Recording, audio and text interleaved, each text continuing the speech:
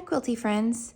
In this tutorial, I'm going to talk to you a little bit about the tips for organizing your fabrics and some of the items that will make it a bit easier for you if you have. If you don't have these items, you can improvise or use what you have, but I thought this might be helpful at the beginning of this pattern to really provide this tutorial for you to kind of help you have a smooth process. So we are talking about my Friendship Blooms pattern, and you've got several options for sizes and colorways. And because of that, labeling your fabrics is going to be really important. And you have a few options with doing that. You can just use Post-it notes and be able to label it that way with pens. If you want, you can cut out little pieces of paper and put your letters on there. You may have some other types of ways that you mark your fabric. I do have an option for you. It is just optional. These are my jumbo alphabet clips that I sell in my online shop. I designed these and invented them myself, and I have them manufactured. They come in a little case here, and they last forever. So unlike pens that may have letters on the top of them, those pens break, and these are made out of a really strong metal, and they can hold up to 1 inch thick of fabric, as you can see here in some of these thicker stacks. So that is an option for you. If you want to buy these, it comes in the full alphabet A through Z. I also have numbers if you need them to label your rows, but you will need to look at labeling. That will be important, particularly if you are making the 2-block version or the scrappy version. So in this pattern, you've got a 1-block version in a small throw. So let me kind of back up a bit. You have 4 different sizes and 3 different colorways. So one of them is the small throw, which is a square quilt, and you can just do 1 block, all the same prints or solids. Then you can do a 2-block where you've got the same block, you still construct it the same way, but you actually have 2 different colorways. And that's what I'm doing here. I'm actually doing this version, but in the rectangle, and I'll show you that in a minute. Or you can do scrappy, and that is where you use 28 fat quarters. And I'll be making that next after I make this one. So that's the small throw that you have as an option. Then you've got your baby size, and with the baby size, you've also got those 3 colorways. And you can see that's 38 by 38 when it's finished.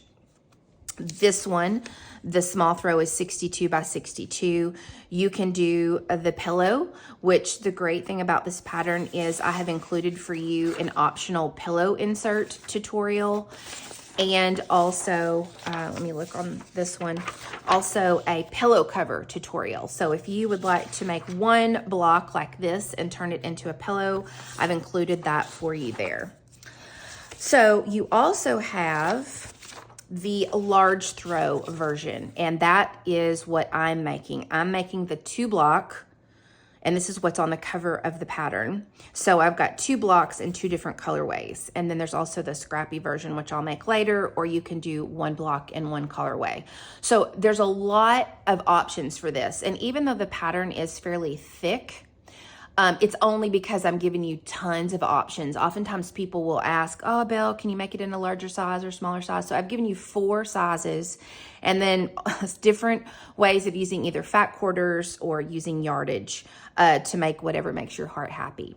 So that is something to keep in mind with this. So labeling your fabrics will be important. So let me talk about that.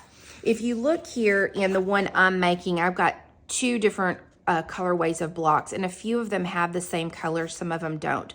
So when you're cutting your fabrics, you're going to notice in the pattern that some are labeled the same letter, F and F. That's because some of these will go in block A and some will go in block B, even though they're the same size. So you're going to want to label with double letters. So you'll want to, make 2 Fs. Also, C is another one that has the same size cuts, but they're actually 2 colorways. So this will help you tremendously. And I suggest keeping together in stacks the ones you're going to need for block A, whichever you decide to use for your colors or your prints, and then keeping a separate stack for your block B. That will just make it easier for you. And then also when you're doing your scrappy version, you're going to want to keep those pieces together and labeled as well so that you grab the right pieces of color or print to go in your pattern. So I really wanted to cover that there with you. Also, this does not have curved piecing in it. Even though you've got the bloom to it, there's not curved piecing. So this is a template that you will cut out, and when you cut it out, it's going to look like this. And you'll see the tutorial later on in the pattern where I show you how to do this. It's actually really easy. You're going to copy this twice.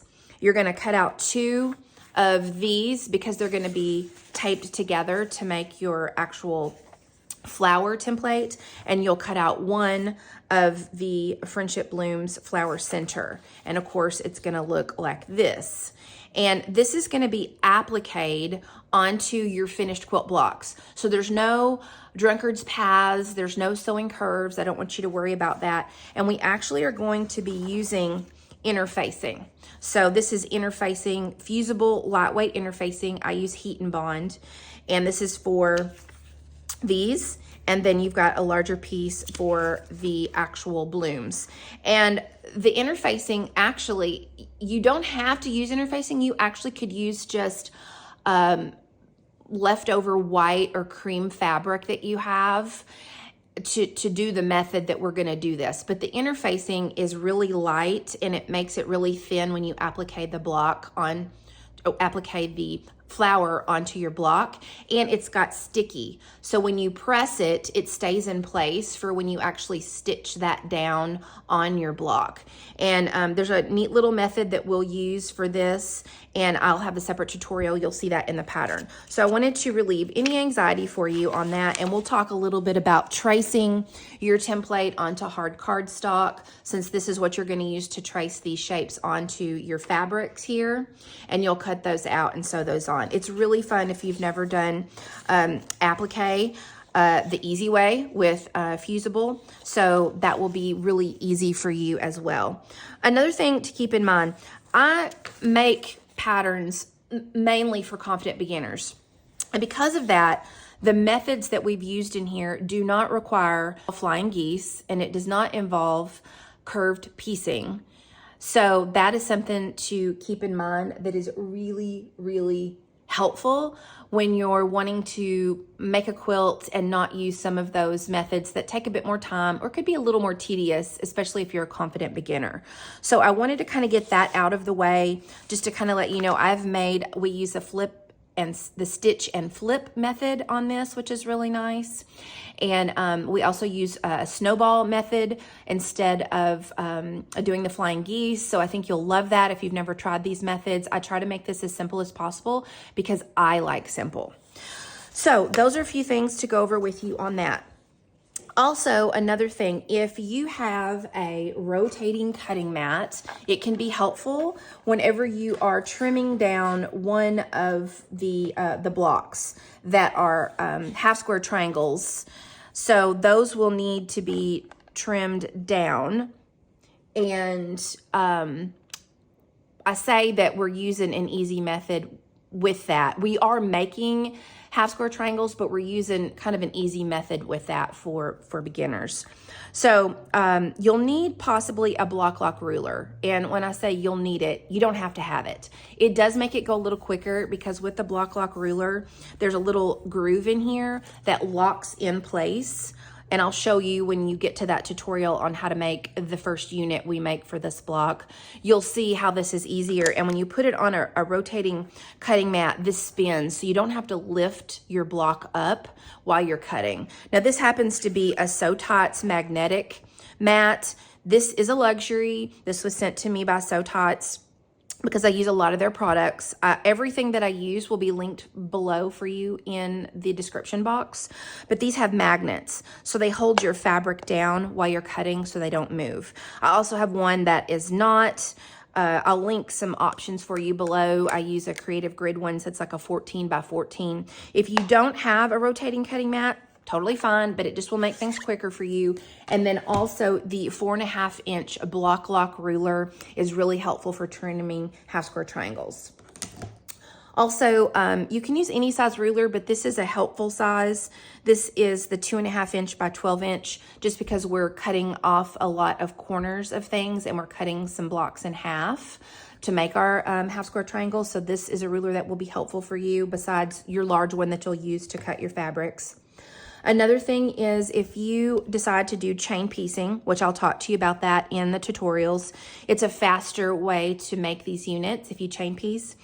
This is a chain piece cutter. So these are old rotary blades that are still sharp, but are not sharp enough really for the rotary cutter. And so this is a really handy thread cutter where you're able to cut those units really quickly like this when you chain piece. So if you have one of these, it can be helpful. You don't have to have them. You can just use snips to cut those chains apart. Also some great pins. These are my favorite. These are Magic quilting pins, and they're a shorter pin that you can see, and they're heat resistant, so you don't burn yourself, burn them or melt them when you're ironing, if that happens to be, you know, something that happens for you. You can also use glass head pins. Those are great too. A good sharp rotary cutter. I use this one by Havells because the blade goes back in place once I'm done cutting. It does it on its own, so there's no accidents. Also, a good marking pencil. You could use a chalk one. So I have a chalk one here, and I have white and I have gray. So 2 different colors.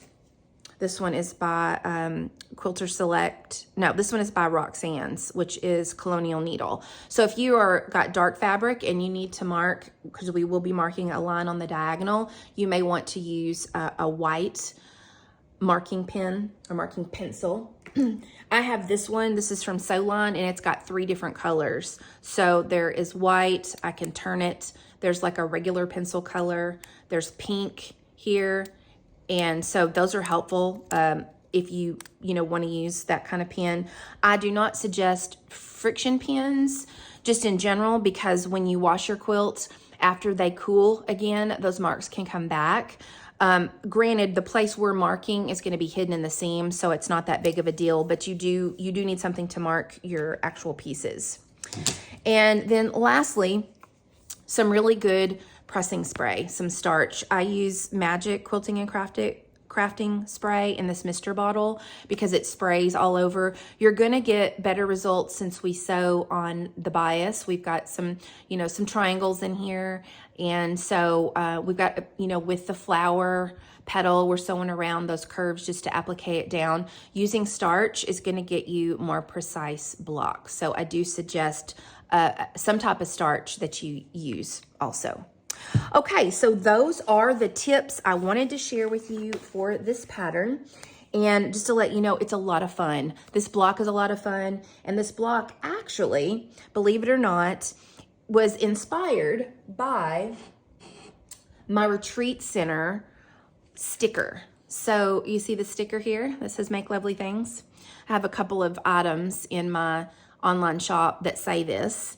And this flower here I had designed as part of my sticker logo that we also use for my retreat center here in Arkansas. So if you love quilting retreats and you love the mountains, I'm in the Ouachita National Forest in Arkansas, and I also have quilt retreats. So I was inspired to actually make a quilt using that block, and I'm really excited to introduce Friendship Blooms to you, and I can't wait to see all of your makes. So here's the tips for you. The next video, we will talk about the first unit that's involved with making this block.